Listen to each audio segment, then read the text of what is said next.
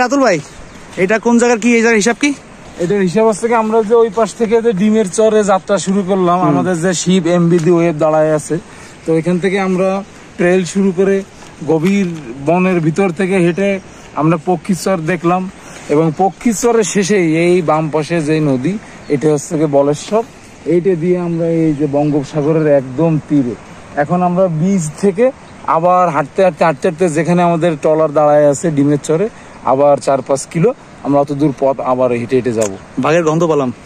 হ্যাঁ, আর ওইটা কিন্তু বাঘের গন্ধই ছিল। এখন কাউরে বলবো না, আমরা এই আগে পুরো ইয়াটা শেষ করে শিপিয়ে উঠবো, তারপরে বলবো, কারণ আমরা যত দূর আসছি ঠিক তত দূরই এখন আবার যাইতে হবে।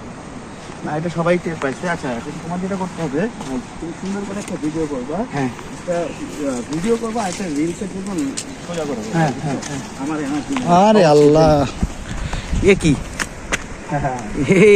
রে